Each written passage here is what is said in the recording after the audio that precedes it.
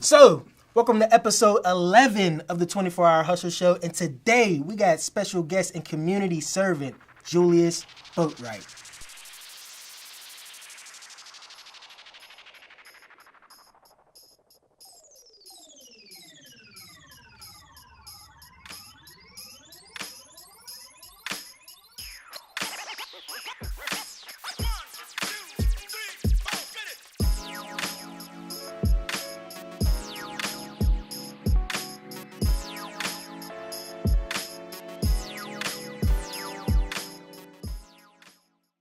Welcome to the 24-Hour Hustle Show. I'm your host, Anthony Freeze, and today we got a good friend of mine, Julius Boatwright, and we definitely got a lot of things that we could get into. Yeah, man. So what's been going on, the past couple of days? I know you actually just came off of, coming off of a speaking engagement right now. So, tell us a little bit about that, because you are hustling for real. I'm trying, man, trying to stay busy. So the speaking engagement was through Creative Mornings, Pittsburgh. They have local chapters, but they also have a national and an international presence. And I spoke about death, right? But for me, from dealing with mental health and having personal challenges with it and having friends who've dealt with it too, I realized that talk wasn't really about death. It needed to be about life, right? And really talking about how can we give people their flowers while they're here? How can we celebrate each other and not just wait for somebody to pass away and then start the 5K walk or then start the memorial? It's like, what can we do now to celebrate ourselves and to celebrate other people, right? So that's kind of the spin that I took on it. And it resonated with people, man. So many people came up and they were just like, thank you for being honest. Like, thank you for sharing your truth and being vulnerable, like on the stage and talking about your shortcomings and talking about where you came face to face with death and not wanting to be alive and feeling comfortable with the discomfort, right? So it was one of those things that I was like, you know what? I may be a little apprehensive, I may be hesitant, but this is what I'm called to do. Right. This is what I have to do. Absolutely. Yeah. And just a quick little story for viewers who don't know. One of the ways that I were able to find out about you was through a lot of things that you have been doing on social media and sharing the work that you've been doing with the Still Smiling Project and things like that, and really working with the community. I think that's highly important, just to be able to give something of value to other people. Just to be able to do something that is going to be impactful. And I think you're definitely doing a tremendous job of that. And I'm glad you were able to accept the invitation to come onto the show and be able to add value to other people, to be able to be on this platform, to be able to do the same thing. So definitely greatly appreciate you coming on. So like we do on every episode, how about we get into your background a little bit for people who don't know who you are, what you stand for, where you've come from, where you've grown up, and how you come to be who you are today.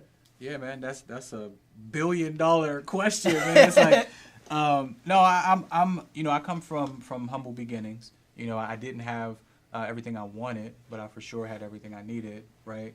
I've been a nurturer like all my life. I've always been that person who would rather give something to other people than have it myself. And now, don't get it twisted. Like, I want things for myself. I want to be successful. I want to be happy. I want people to care about my well-being.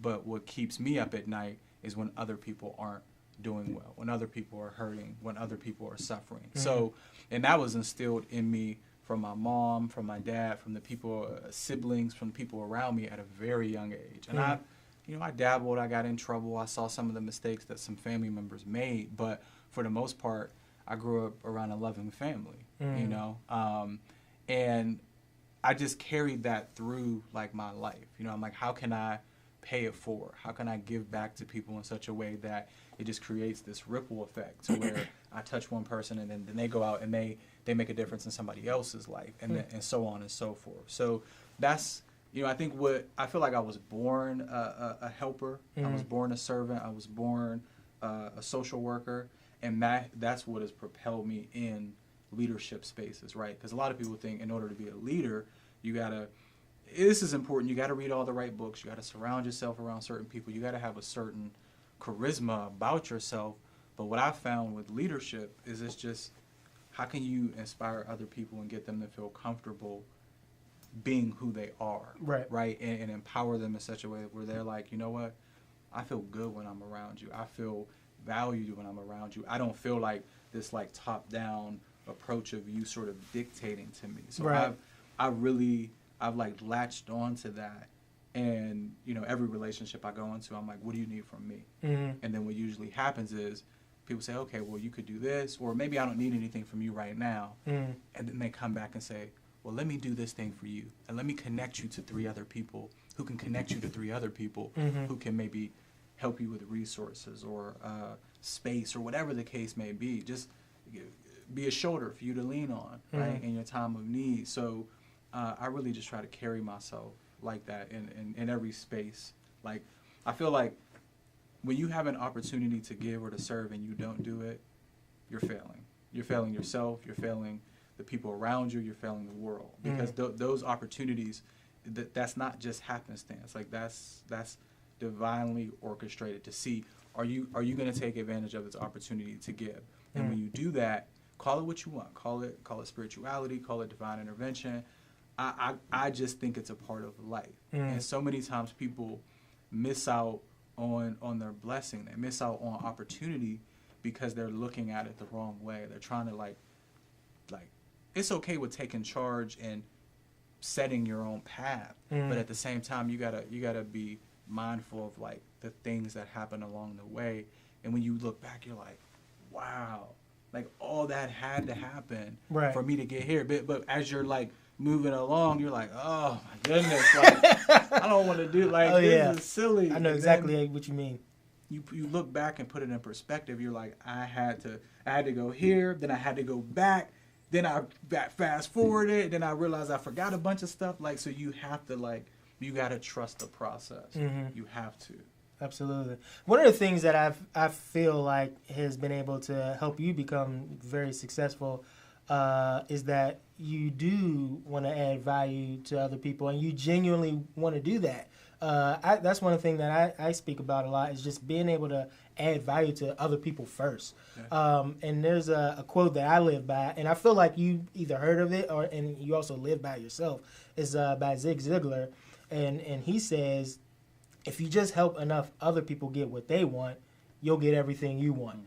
And that's something that I 100% believe in. And I feel like everybody that is successful does that. They may say it a different way or put a different spin on it, but it always goes to that root of being able to genuinely help other people. And so also on top of that, who are some of the people that has influenced you or inspired you, whether it may have been a motivational speaker or a mentor or a coach or whoever it may be? Who are some of the people that have inspired you mentally and with your mindset? Wow, man, there's so many. Like, I get inspiration from little stuff, everyday things, right? But if I'm thinking of people that are just on the forefront of my mind, my mom, number one, like she's been like battling like complications with diabetes. She's the tiniest, like literally, she's like super tiny. Like, how tall are we talking? I mean, my mom's probably like 4'8", maybe. Like, she's 4'9", she's like 4'11" max. Like, she's tiny, but like her heart and her soul and her spirit, she's like, what do you need? Like, and I've never heard my mom complain. Like, it's to the point where I'm like, do you, like, I just feel like she's just that angel that's like, she just wants to help other people feel better. Like, that's her thing, right? So for me, inspiration and motivation comes directly from her, because I see her pain and I see that she could complain, right? She has so many different things that she's trying to deal with and manage, but she's just like, what do you need, baby? Like, what do you need? I got you, right? I'm your mom. And so that's my number one motivation. Top spot. My wife, for sure, man. Like, so you talk about the hustle, right? The 24 hours, like, so people see the highlight reel, right? Because I'm very and this is another thing about entrepreneurship, I'm very meticulous about the story that I tell you, right? If I'm building a brand, I'm telling you what that brand is, right? There's 99 other things that happen behind the scenes, 99 failures, right? Yeah. And I have to think about the branding and the furthering of the project to allow us to make the biggest impact and do it with integrity and maintain value. But I'm going to give you the most positive things. I'm going to tell that positive story, right? But my wife, man, she has been there through it all, right? And now it's to the point where she's like, nope, that contract don't look right. Like she's to the point where she's like, she's really holding it down on that sense because I'm super nice, right? Mm-hmm. And I'm always giving, but there's a difference between you got to understand where giving and business like intersect, right? Mm-hmm. So how can you still be a giver, still be a heartfelt person, kind, generous, inspiring, but how do you get what you deserve from a bottom line standpoint? Like, I put this sweat equity into this. This is what I need. This is my compensation and my reimbursement financially, emotionally, mentally. Because people, man, you give, and give. You have to be careful because if you constantly giving, people will they'll take. There's people who are just takers, right? Oh, yeah. So you got to be mindful of how do I give and still take care of myself, right? So my mom, my wife, doing work with the Will Allen Foundation, man. So Will, he played, I think, about a dozen seasons in the league. And so just to be next to somebody who had to go through that process of training camp, and just year after year, and being next to guys like Palomalu and Coach Tom, having conversations with these guys, Jim Tressel when he was at Ohio State. So I sit, and I don't always tell him this, but every time he says something or writes something, or I'm soaking it up. I'm soaking it up because this is, think about what's the average career span for somebody in the league? In the NFL, it's not 3 12 years. Oh, right? Definitely not. It's 2, 3, so 4. If you get 12 quality seasons, right? You have to have a certain mindset and a certain mentality. So I'm very spiritual, and I feel like that was something that was ordained for me and him to connect on the way that we're giving back in the community. And I sit back and I just listen to him, man. I follow his lead, I follow his direction, and I'm like, the path that you have taken, you got something up here and in here that has allowed you to maintain and sustain that. So if you say something, I'm listening, with my full attention. Absolutely. Yeah. And I have to give, this is the last one because I'll go on and on and on with shouting people out, but I have to, I got to shout out my childhood best friend, Marcelino. Marcelino Manila. They called him the Italian Stallion. But he was one of those dudes that was and is no nonsense. We're doing this. There is nobody that's going to stop us from doing whatever it is that we want to do.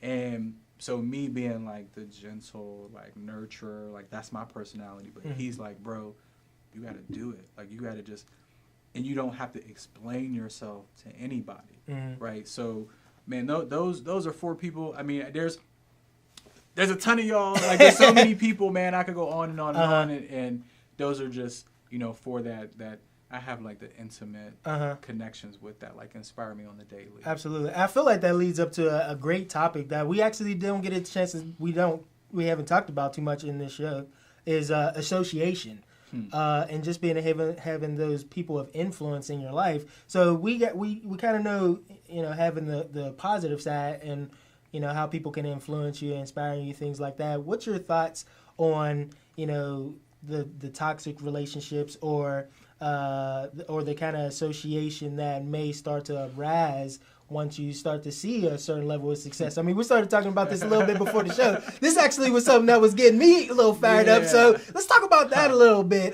So how do you feel about, once you start seeing a little bit of success, what are some of the key things you should start to look for in your association, good and bad? Yeah, man. I should lead too in saying that I feel like we oftentimes we try to package success, or we try to say once I do this, once I get this, I'm successful, right? And what I realize is that the things that whether it's accolades, whether it's funding, whether it's continuing to build the brand, whether it's these things, I'm realizing that doesn't equate to success for me.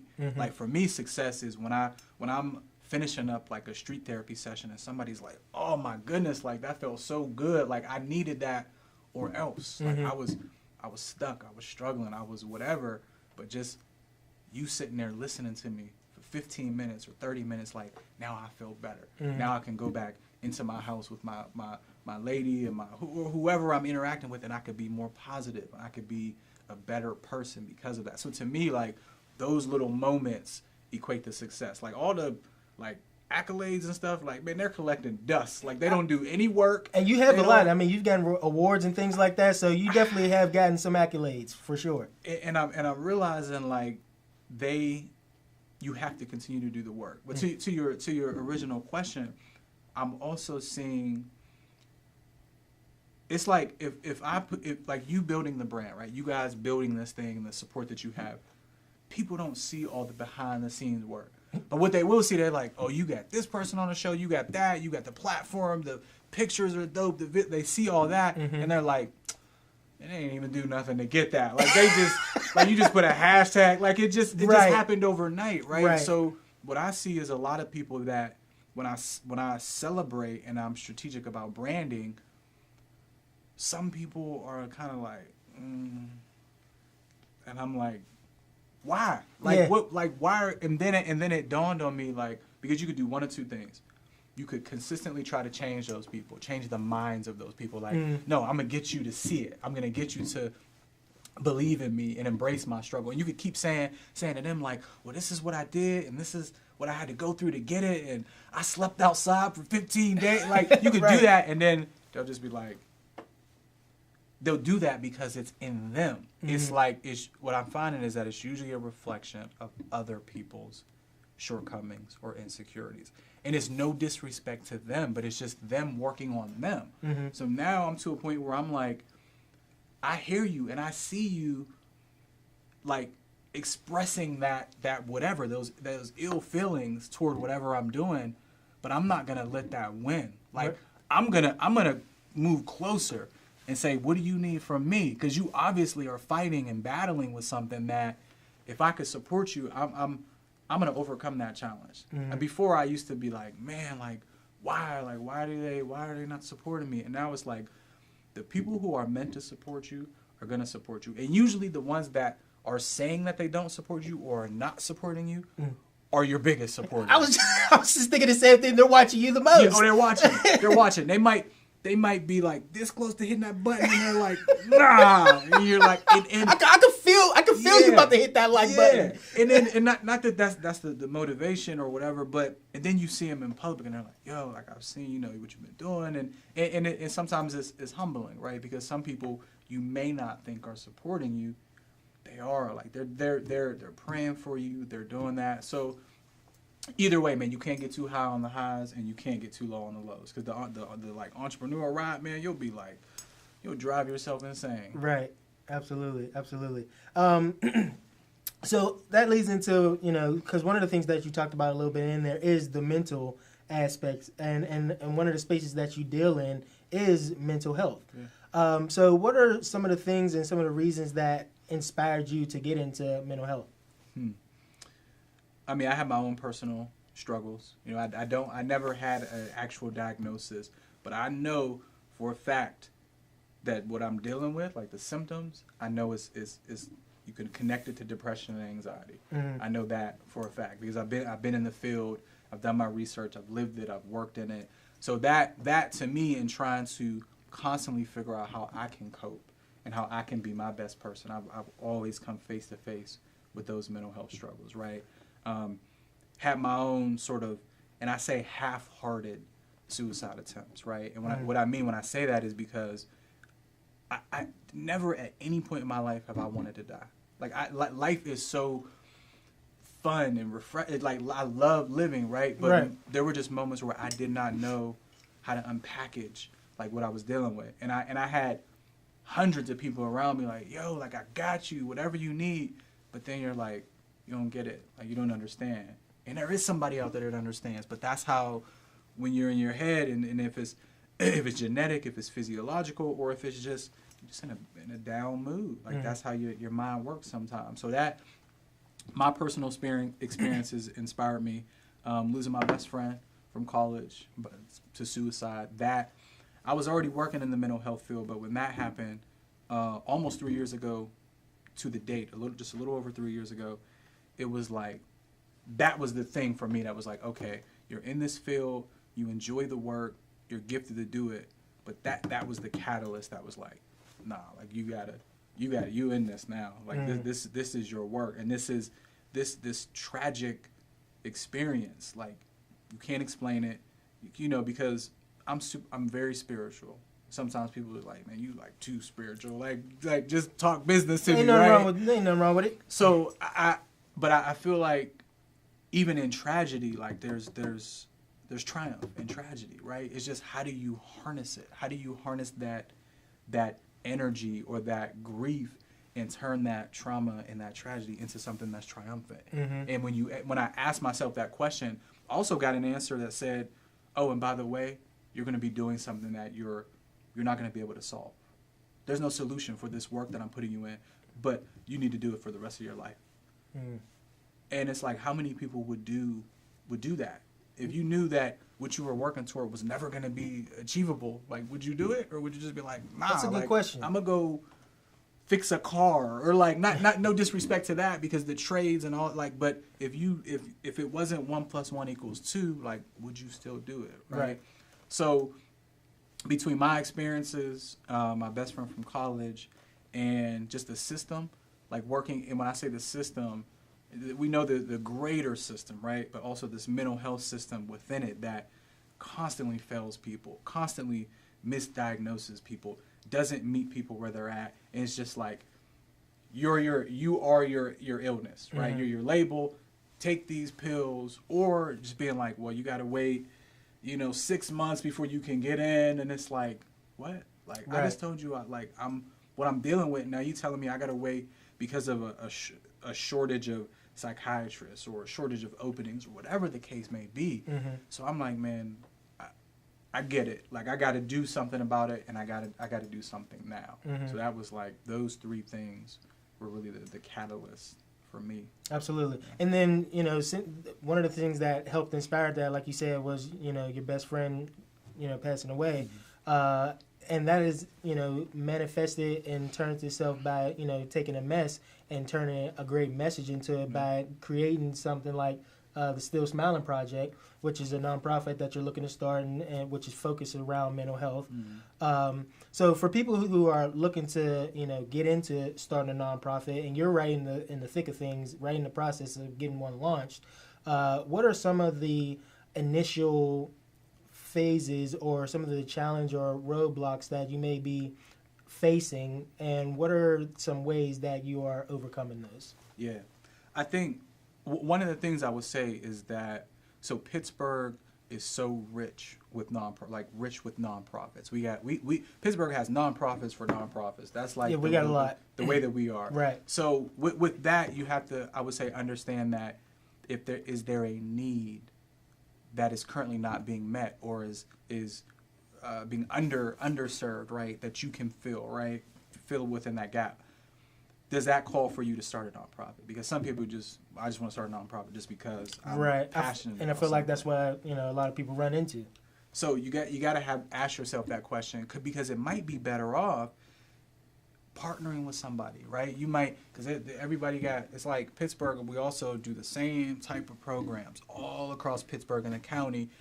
And we're supporting and connecting with the same kids and the same adults. And it's like, how could we bring this 50 grand over here, and this 30 grand, and this 5 grand in this community center, and like, how do we connect it to where now we're being more impactful and intentional with our service? So, but for Still Smiling right now, I think one of the biggest challenges and areas of opportunity is really like figuring out who to have those partnerships with, right? Because when you get to a point where you branded yourself, you're doing the work, you're in the trenches, you're starting to get a little bit of recognition, and the people in the community are starting to say, like, what you're doing is impacting me and it's changing people's lives. Right. You'll have people who will this is kind of one of the nonprofit things. People will try to latch on.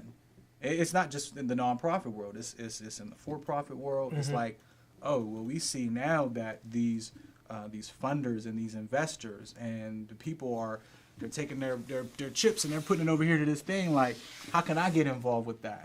Right. So being mindful of like your organizational structure, right? Being mindful of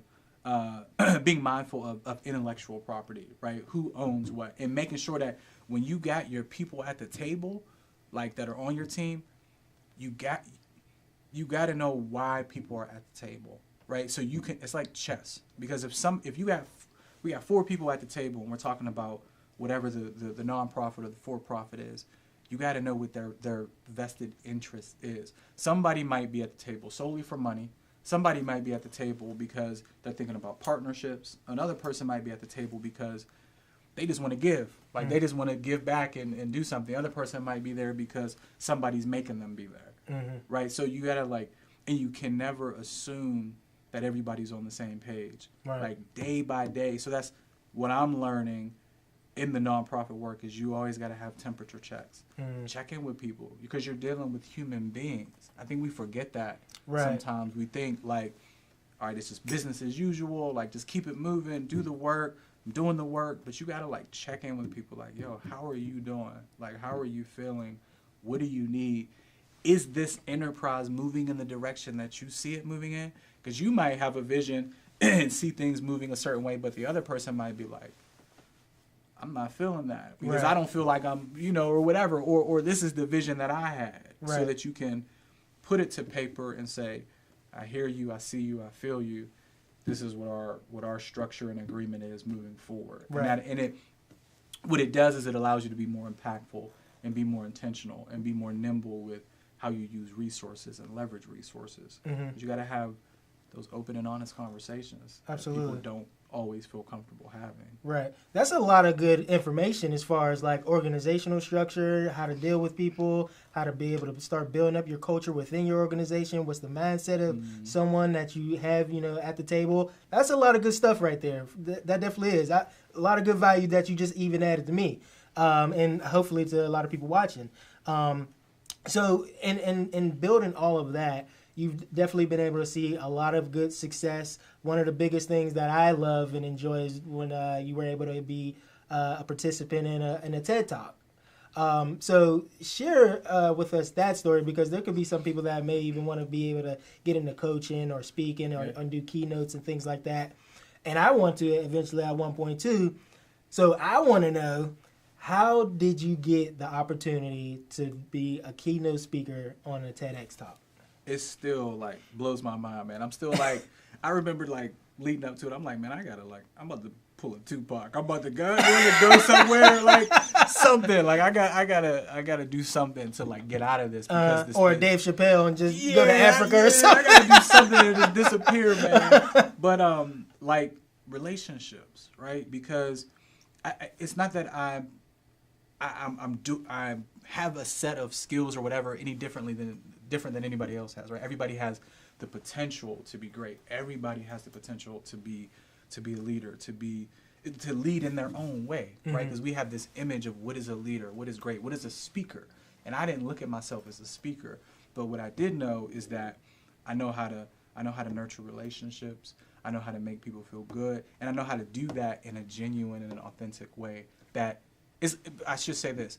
I don't not know how to do that. Like the only thing I know how to do is just be genuine with people and love on them and build good relationships. So, man, I'm trying to think about the experience. It was like, on social media, right? So a lot of people talk about, well, you overuse social media. Social media is it's social media. It's your brand. It's free media. The way I almost look at it, with social media, it's like you Inc. Like that's your way of distributing who you are. Absolutely. So, it's your storefront. Exactly. Right? It's where people wake up in the morning and are like, let me go see what's happening with Freeze block today. They go there and like, okay. So social media, Giselle Fetterman is, she's the first lady of Braddock. Her husband is the mayor of Braddock, and she had given a TEDx talk maybe 2 years ago, a couple years ago, and somebody had posted like the video or tagged her in a TEDx post,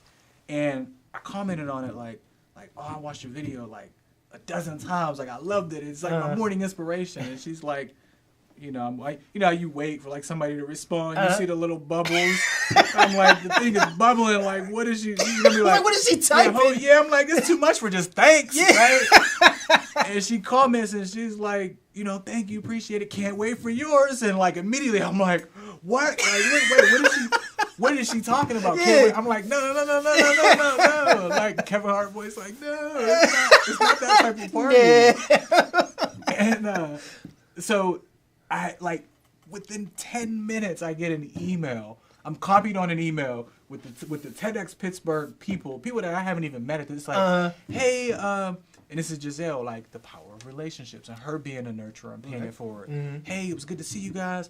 Oh, by the way, this guy's doing work in mental health, and I'm like, she's recommending me for a TED Talk? Like, no. I'm like, no. I've barely been speaking to 5 high school kids at a time. You're trying to get me to speak to 1,000 people, like, and they were like, we'll reach out to them. We'll see, like, you know, thank you for the recommendation. So I'm like, all right, like this. And they're like, submit your story, you know, we'll look over it. So I submitted it, and I'm like, I hope they don't reach back out. Like, please don't. Like, but I wanted them to, but I didn't, right? And then when they did, they were like, yes, like, we were a speaker, the date set. And I was like, whoa, like, okay. Like, how much time did you have?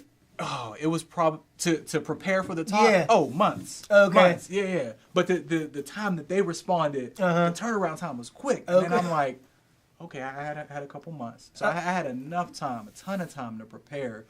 But I have never, ever in my life prepared for something as much as I prepared for that TED Talk. Because I felt like, and to this day, it is the biggest stage that I've been on, right?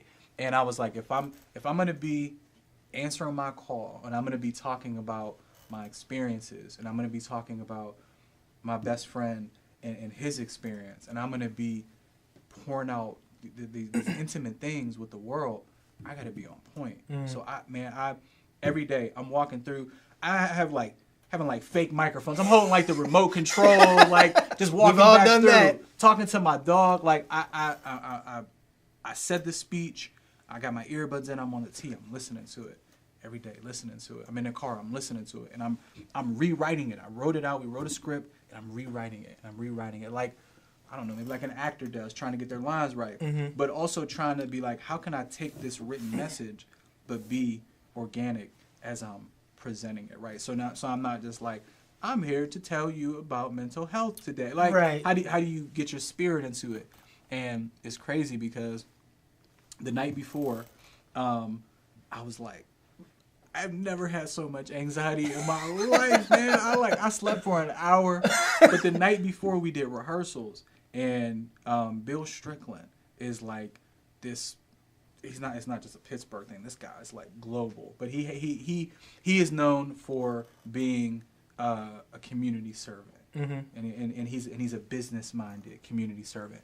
But he was one of the speakers, right? So I'm like, man, like I'm gonna just fumble around this dude, right? So the way I did the rehearsal was, I was like, let me be a speaker the way that I see people speaking. So I'm like, I'm here to talk to you about mental health. Like and it wasn't right. Make it energetic. Yeah. It wasn't right. So literally 2 seconds before I went on stage, and I'm standing there in the spotlight, and dude's about to announcing my credentials and all that stuff, and my heart is like beating. And Chris Daly, one of the organizers, comes up and he grabs me. He's like, can you give me some Julius when you go on stage? And I was like, give you some Julius? I said, all right, yeah, I'm gonna give you some Julius. So I walk out.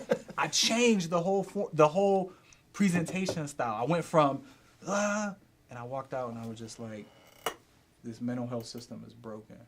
And I see everybody like, and I'm like, ease up in their chairs. Yeah, I'm like, okay, like go with that. And I kept doing, and then it got to a point where like, and I was just telling somebody this earlier, like I get to a point when you first walk on stage, at least for me, you have the nerves, right? You're like, it's like before a big game. Like right. You're gonna you get the jitters and things like that. You're alive, so you're gonna feel that. But then it's like this moment, like you just imagine just like hitting 3. Like I got into a zone where I was like, oh man, like I'm literally zoned out. And then at the end of it, people clap, and you're like, you pop back in, like into your body. Yeah, like, it's a real thing. That's how that experience was for me. And I had done, some speaking engagements before that, but that let me know, like, you could handle that stage. Like you could really handle like a big stage. So now I'm thinking, when am I going to be able to speak in front of 2,000 people? Like, when am I going to be able to speak in front of 5,000 people? Because if you can speak in front of one person, you can speak in front of 1,000. Right. It's no different. Absolutely. So where do you see yourself going in like the next 1 year, 2 years, 5 years? What's the big game plan or the grand scheme of things? And what would you say is the legacy that you're looking to lay down that you would say is Julius Boatwright? Yeah.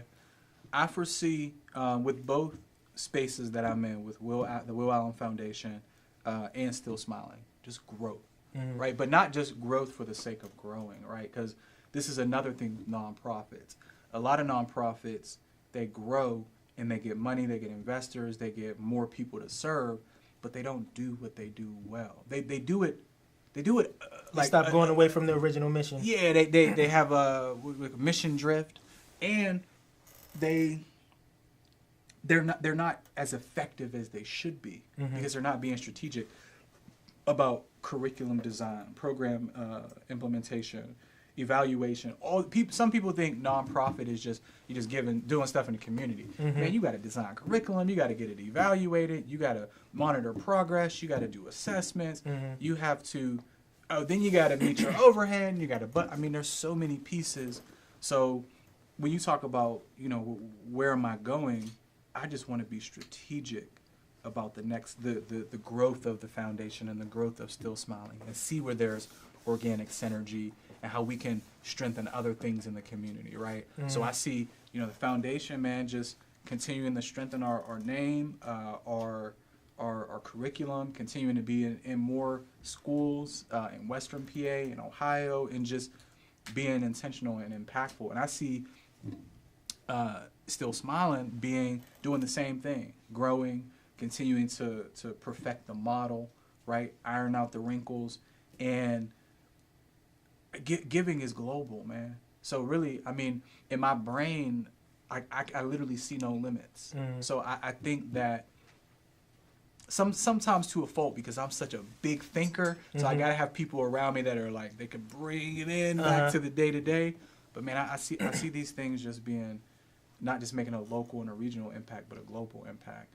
And as long as I can stay humble, as long as I can stay humble and be hungry at the same time. And so one thing I always do, and I'm very, very, very intentional about this, in person, social media, on the phone, email, whatever, I'm giving you my struggle. If I'm giving you one piece of success, I'm giving you 2-part struggle, because I want you to know that, like, I really do this. Like, I've really, like, been there. So It's not just me, like, oh, I just want to give. Like, I'm just rose-colored. Like there's just so many stories that I could go through, and we all have a story. We all have that struggle, right? So I want to encourage people to say, celebrate yourself, but celebrate your struggle. Like, you can't. I see so many people just celebrating the success.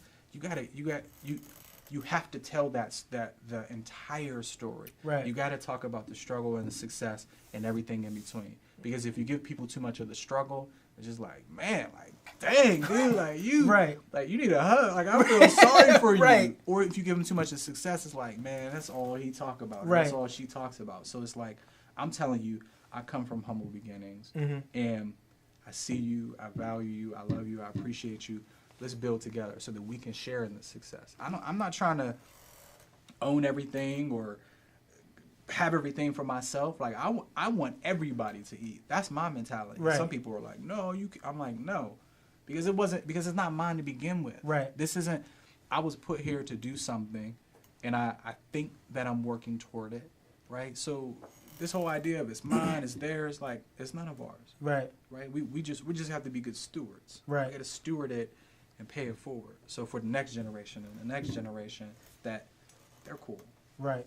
Absolutely. I mean, I feel like this conversation is definitely going so great. I mean, we definitely can go on and on. I mean, we would definitely have to definitely get back together again and do a recap, because I definitely want to find out, how things are going, in a year, 2 years, 5 years from now, and see how things are definitely progressing, because I definitely see big things happening for this. So for anybody that is looking to connect with you, whether it is social media or even through, personally, what's the best way someone could get in contact with you, either for, just to connect, or if they were going through maybe some mental challenges? Yeah, I would say, you can email me. It's Julius, Julius, Boatwright, BOATWRIGHT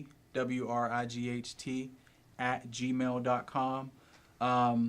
You email me and we connect. I can give you my phone number at that point. But so just anybody, and I would say anybody who wants to just wants to find out how they can give back or how they can get involved in the community, or somebody that just wants to. I'm all for relationships and conversations. Like I've had so many people who have cared, like put me under their wing, or who have just lifted me up. Like that's, and I'll end with saying this, like Pittsburgh.